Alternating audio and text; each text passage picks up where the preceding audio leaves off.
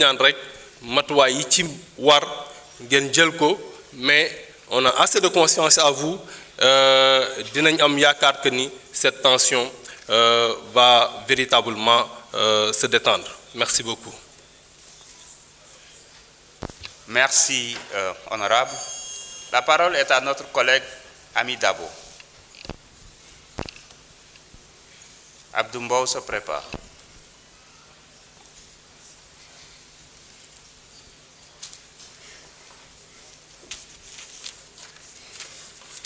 Assalamu alaikum. Monsieur le Président de l'Assemblée nationale, Monsieur le Premier ministre, Mesdames et Messieurs les membres du gouvernement, chers collègues. Avant tout, maa ngi jaale suñu ndaw jooju gaañu woon fii ci université bi ñu ngi koy jaale mbokk mi di ko jaale moromami étudiants yi di ko jaale gouvernement bi di ko jaale député yi di ko jaale askan Sénégal yépp. Monsieur le ministre, monsieur le Premier ministre d'abord ñu ngi saluer bu baax a baax effort bi ngay def yow ak sa gouvernement pour mën a changer xaru kanam Sénégal pour faire bouger les choses te changement am na ci secteur yi yépp muy ci jàngale bi ak jàng bu kawe bi gis nañ ci ay évolution yu net ku ko gisul yaa ko bañ a gis mais rupture am na les choses bougent ci secteur yi yépp ñu ngi leen di si gërëm di leen ci sant di la ñaanal yal na la yàlla fi nga bëgg a yóbbu Sénégal yal na fa Sénégal egg di la wax ne taxawaay bu ñu taxawoon démb tey lañ la gën a naw tey lañ la gën a yaakaar te tey lañ gën a nekk sa ginnaaw boo xoolee ci salle bi ni mu feesee del nga xam ne yaakaar bu ñu porté woon projet bi moo fi nekk ba léegi. Monsieur le Premier ministre, suite aux affrontements sur le campus de l'université Cheikh Anta Diop à Dakar qui ont causé le décès de l'étudiant Abdoulaye Ba et à l'annonce de la cessation des activités pédagogiques sur l'ensemble des établissements universitaires, quelles mesures concrètes le gouvernement met-il en place pour garantir la reprise des cours et du service des œuvres sociales et la sécurité des étudiants, des enseignants et du personnel administratif, technique et de service? Pour traiter les revendications financières et pédagogiques qui sous-tendent ce mouvement. Et enfin,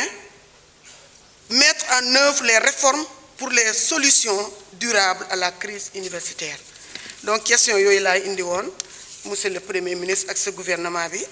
te temps yi comme ni ma ko waxee gisoon nañu loo xamante ne ci université bi li nga xamante ne wax dëgg yàlla suñu xol yëpp dafa tooy. waaw ñu ñaan yàlla yan na fi yem mais di rappeler ni que loolu njëkkewul tey te dëgg la ñun bu ñu sañoon du demee noonu mais yàlla dogalam yi fii demee nii donc mort d'homme ci à l'université njëkkewul tey te ñun ñi ñu fi nekk yépp kenn ku ne sa xol tooyoon na rafetlu ñu ko ñaanuñu woon mu demee noonu. Voilà donc bu fekkente ne am na ñi nga xamante ne loolu la ñuy bëgg def alibi pour ñëw toog fi parce que man dama gis ne saa yu premier ministre ñëwee duñu fi gis benn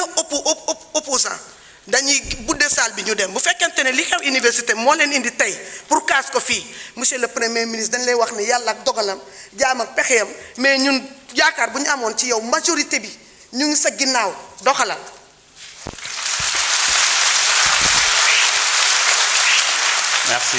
Merci beaucoup. La parole est à notre collègue Abdoumbaou. Omar Diop se prépare.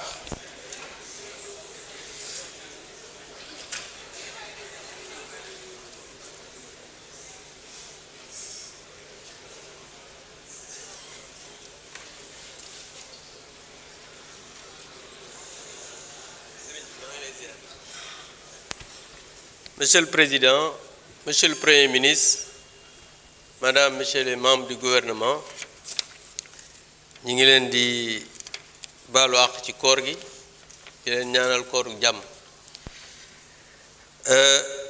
Monsieur le Premier ministre, notre pays est secoué depuis quelques jours par une succession de scandales autour d'une transmission de VIH par des personnes dites homosexuelles. Cela a relancé de façon insistante l'engagement que vous aviez pris de criminaliser ce délit. Je rappelle que notre gouvernement avait bien prévenu que cet engagement n'était fait que pour la propagande électorale, que jamais, selon le renseignement dont nous avions alors connaissance, il ne serait respecté. Et vous nous donnez raison, parce que, Monsieur le Premier ministre, en effet, le 3 décembre 2022, vous déclariez ceci. Quand nous serions élus au Sénégal, la loi criminalisant l'homosexualité sera l'une des premières lois votées. Pourtant, le 18 février passé, le gouvernement dont vous êtes le chef a adopté un projet de loi proposant juste un réaménagement du délit. Puisque vous êtes le chef de la majorité parlementaire, vous nous l'avez dit ici, allez-vous demander à vos députés de faire une proposition d'amendement pour criminaliser le projet gouvernemental? Sinon, qu'est-ce qui vous empêcherait de tenir votre engagement? Monsieur le Premier ministre, jamono yi réew mi dafa am ay coow lu bari muy wàllu góor jigéen te yow sa gouvernement tey jii yow yaay chef du gouvernement ak chef majorité parlementaire waaye le 3 décembre 2022 da nga waxoon ne nga ne boo yegsee ci nguur gi ak ñi nga àndal loi yi ngeen di njëkk a voté bokk na ci buy criminaliser wàllu ngóor jigéen ñu gis ne conseil des ministres yi passé def ngeen benn projet de loi ngeen adopté ko ngeen ne da ngeen di gën a diisal li nga xam ne mooy daan yi ci wàllu góor jigéen dëgg la loolu baax na waaye ñuy wax ne comme da nga ne woon dañuy criminaliser homosexualité est-ce que parce que nag loolu ruse la parce que daan yi nga diisal ko ak criminaliser ñaari chose la yoo xam ne bokkul est-ce que di ngeen respecter engagement bi ngeen xam ne jëloon ngeen ko pour criminaliser homosexualité parce que jàpp nañ ne depuis quelque temps li ñuy gën a mettre en avant moom mooy la transmission du VIH sida ndax loolu gis nañ ne lu garaaw la maanaam parce que nag nit ñoo xam ne dañuy jël doomu jàngoro ju mel ne VIH di ko transmettre de manière volontaire c'est très grave mais gis nañ ne ñi nga xam ne dañ leen a inculpé pour acte contre nature maanaam wàllu góor jigéen dañ leen a bàyyi ñu dem donc dafa mel ne dañuy xeex maladie ba pare bàyyi wàllu góor jigéen donc en tout cas su fekkee ne engagement yi nga xamante ne nii jëloon ngeen ko te ba tey respecté wu leen ko